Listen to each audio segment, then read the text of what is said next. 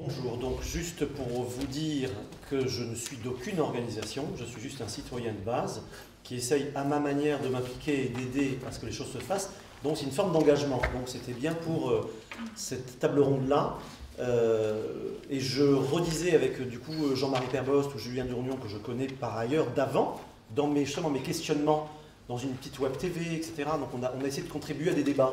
Et finalement, ce qui est quand même assez incroyable, c'est de voir que tous ces efforts de citoyens de base comme moi ont permis peut-être, à travers les tables rondes citoyennes en particulier, de faire dialoguer des gens entre eux qui représentent des structures éminemment respectables, avec des spécialistes extraordinaires, mais des fois, il y avait un déficit de communication entre eux, ce qui est normal. Ils sont tous très pris, ils sont tous pointus, ils ont tous des structures, des organisations à faire avancer.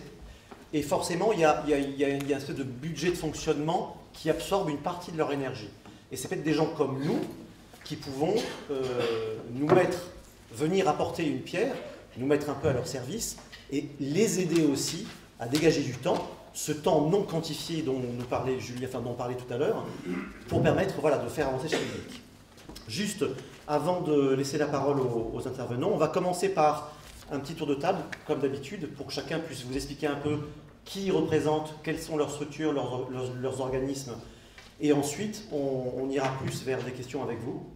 Mais avant de laisser la parole, on voulait vous projeter des images de Pierre Rosanvallon, que vous connaissez peut-être, donc qui a fait un travail évidemment depuis longtemps sur la démocratie. Et donc juste pour remettre un petit contexte général au départ, je vais essayer j'avais pris les notes de l'entretien qu'on a eu avec lui en novembre dernier. Et la vidéo n'est pas arrivée, comme le redit Bruno. Donc je vais essayer de vous redonner quelques petites notions comme ça.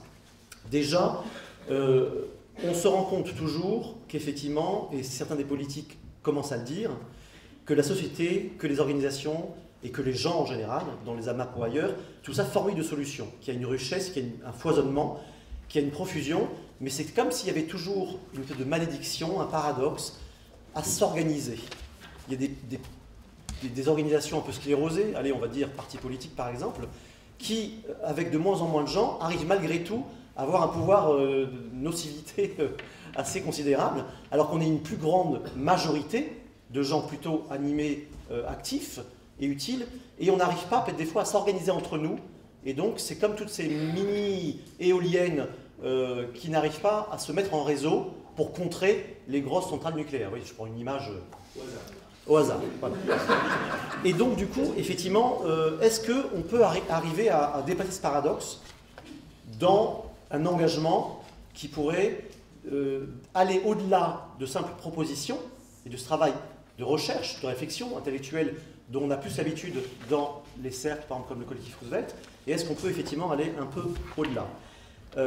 Effectivement, il y a un contexte qui est un peu nouveau, qui est inhabituel et qui pourrait, par son côté extraordinaire, favoriser l'émergence de quelque chose de nouveau.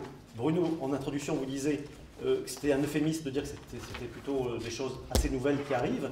Effectivement, il y a une reliance qui a été établie entre ces différentes structures, devant l'urgence aussi de la situation, tout le monde en est conscient. Des énergies ont été mobilisées, il y a des volontés qui ont été tendues dans des directions un peu communes, des solutions qui ont été construites, et effectivement, peut-être que même si on n'arrive pas, on va voir ce qu'ils vont nous dire, mais même si on n'arrive pas à prendre le pouvoir, par exemple Charlotte n'a eu que 135 parrainages, donc elle n'a pas réussi à avoir une candidature, a eu déjà beaucoup, mais effectivement elle n'a pas obtenu le seuil des 500, et malgré tout, est-ce que tout ce travail-là est sûrement utile? Et donc ça pose les bases d'une résilience, d'une réactivité, d'accord?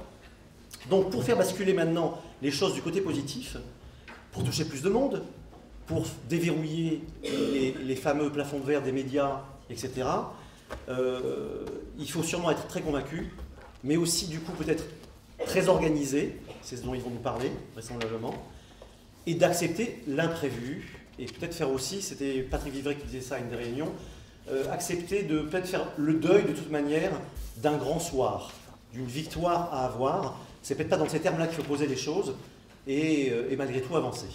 Alors, on voulait commencer ce débat avec d'abord un premier temps de bilan, donc de présentation des démarches et d'avoir des retours d'expérience.